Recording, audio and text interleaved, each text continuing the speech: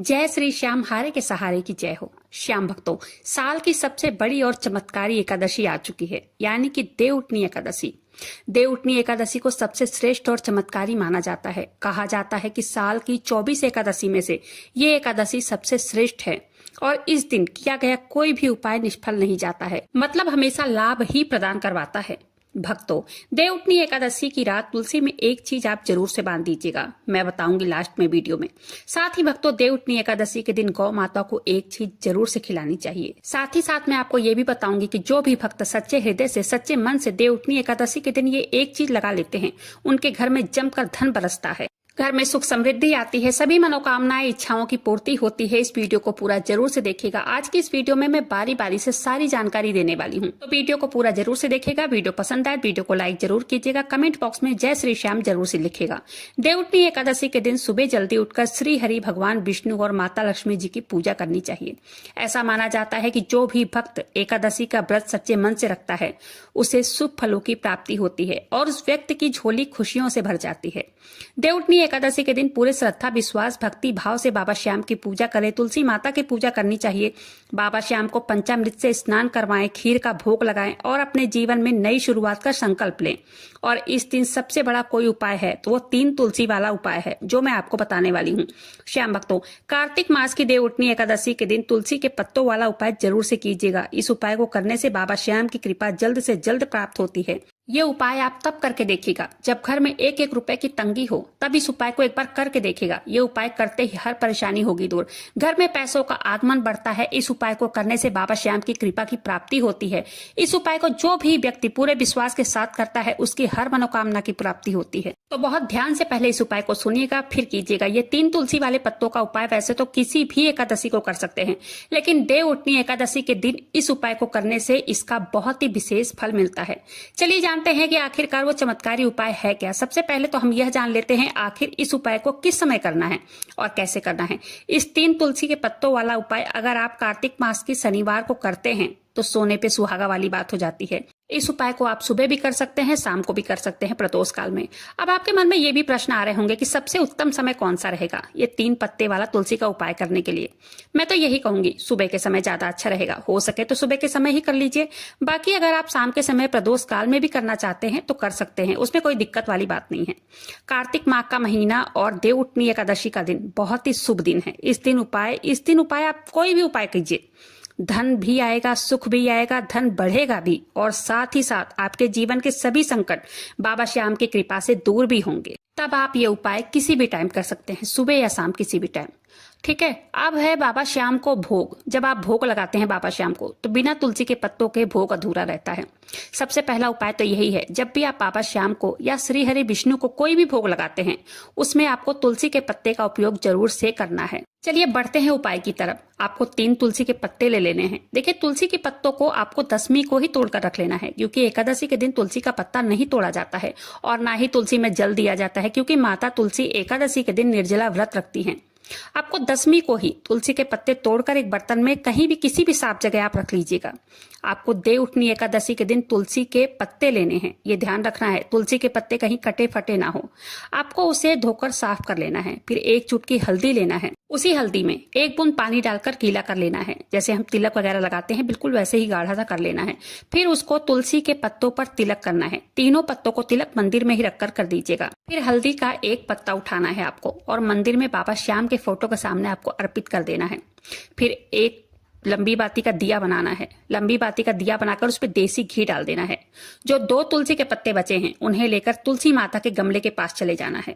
फिर उन दोनों पत्तों को तुलसी माता के गमले के पास अर्पित करना है और वो दीपक प्रज्वलित कर देना है। तुलसी के पत्ते अर्पित करते समय अपनी मनोकामना जरूर से बोलेगा। ये तुलसी के पत्तों का उपाय रामबाण उपाय है। इस उपाय को करते ही घर में धन धान्य का आगमन बढ़ता है। जो भी व्यक्ति इन 3 तुलसी के पत्तों वाला उपाय करता है उसका परिवार हमेशा सुखी रहता है। उस व्यक्ति का घर हमेशा धन धान्य से भरा रहता है। उसके परिवार में या उस पर कोई भी संकट नहीं आता है। इस उपाय को करने से जो भी घर में कलेश का माहौल रहता है वो भी समाप्त हो जाता है।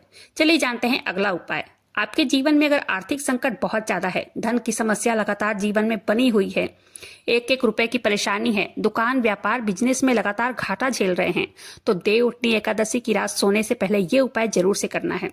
एक दीपक का महाशक्तिशाली उपाय है। ठीक है श्याम भक्तों, दीपक हम सब जलाते हैं अपने घरों में। दीपक हमारे घर से सभी नकारात्मक शक्ति को बाहर करता है। ये दीपक का उपाय साल में एक बार किया जाता है, देवउठनी एकादशी को ही। इसके लिए आपको एक मिट्टी का या आटे का दीपक लेना है। फिर आपको तुलसी की सूखी लकड़ी तोड़ लेनी है। अगर आपके पास पुरानी तुलसी की लकड़ी हो तो ठीक है, नहीं तो दशमी के दिन ही जब आप तुलसी का पत्ता तोड़े उसी समय लकड़ी तोड़ सकते हैं। लेकिन हाँ, एक बात ध्यान रखिएगा, सूर्यास्त के पहले ही तोड़ लीजिएगा, क्योंकि सूर्यास्त के बाद ना तो तुलसी में ना तो पत्तों को तोड़ा जाता है और ना ही लकड़ी को। अब एक दीपक लेना है। अगर मेरी मानो तो आटे का दीपक बना लो, क्योंकि आटे का दीपक सभी दीपक में सर्वोत्तम माना गया है। अब इस दीपक में घी डालना है, देसी घी। अब जो आपने तुलसी की लकड़ी तोड़ी है उसमें अच्छे से रुई को लपेट देना है चारों तरफ से। उस दीपक में रखकर बाबा श्याम के सामने प्रज्वलित कर देना है। ठीक है, एक यही दीपक माता तुलसी के सामने भी प्रज्वलित करना है। अगर आप वो तुलसी के पत्तों वाला उपाय सुबह के टाइम करते हैं तो इस दीपक वाले उपाय को शाम के टाइम कीजिएगा। जब आप तुलसी के पत्ते को लेकर माता तुलसी के सामने समर्पित कर रहे हो तब भी इस दीपक को जला सकते हैं, ऐसा कुछ नहीं है। साथ साथ भी कर सकते हैं। जो दीप आप पहले ले गए हो जलाने के लिए, उस दीपक को छोड़कर ये तुलसी की लकड़ी वाला दीपक आप जला सकते हैं। इस दिन दीपदान का बहुत महत्व होता है और एकादशी के दिन तो सोने पे सुहागा। जो भी व्यक्ति एकादशी के दिन ये दीपदान करता है उसके घर में कभी भी पैसों की तंगी नहीं आती है। और ये दीपदान पूरे साल में केवल एक दिन, देवउठनी एकादशी के दिन ही किया जाता है। इस उपाय को करके देखिएगा, सभी इच्छाएं जरूर से जरूर पूरी होंगी। यह उपाय बहुत ही शक्तिशाली उपाय है। देवउठनी एकादशी के दिन क्या करें क्या ना करें, चलिए जान लेते हैं। देवउठनी एकादशी के दिन बाबा श्याम को मीठा पान अर्पित करना बहुत शुभ माना गया है। ऐसा करने से बाबा श्याम की कृपा मिलती है। देवउठनी के दिन ऐसा माना जाता है कि चावल नहीं खाना चाहिए, चावल से बनी हुई कोई चीज नहीं खानी चाहिए। देवउठनी एकादशी के दिन भगवान विष्णु को निद्रा से जगाया जाता है और इसी दिन के साथ सारे शुभ कार्य शुरू हो जाते हैं। देवउठनी एकादशी के दिन दोपहर में नहीं सोना चाहिए। देवउठनी एकादशी को लहसुन प्याज भी नहीं ग्रहण करना चाहिए। अगर एकादशी का व्रत आप नहीं भी रख रहे हैं तब भी कोशिश करें कि आज के दिन सात्विक भोजन करें। सात्विक भोजन ग्रहण करना चाहिए आज के दिन। जो व्रत करते हैं उन्हें किसी के लिए भी अपने मन में द्वेष की भावना नहीं आने देनी चाहिए। देवउठनी एकादशी के दिन तुलसी के गमले में कलावत जरूर से बांधना चाहिए। साथ ही साथ देवउठनी एकादशी के दिन गौ माता को रोटी के ऊपर गुड़ डालकर जरूर से खिलाना चाहिए। देवउठनी एकादशी के दिन तुलसी माता को लाल रंग के वस्त्र जरूर चढ़ाना चाहिए। इससे आपके घर में सुख, समृद्धि और संपदा की कभी कोई कमी नहीं होती है और निरंतर धन की प्राप्ति होती रहती है। इसलिए देवउठनी एकादशी के दिन माता तुलसी को लाल रंग की चुनरी जरूर अर्पित करें। एकादशी के दिन नहाने के पानी में एक चुटकी हल्दी डालकर स्नान करना बहुत ही शुभ माना गया है। इससे भाग्योदय होता है और हमारे वैवाहिक जीवन में प्यार प्रेम हमेशा बना रहता है। साथ ही साथ करियर और प्रमोशन की दृष्टि से भी ये बहुत ज्यादा उत्तम साबित होता है। आज के दिन दीपदान का बहुत विशेष महत्व होता है।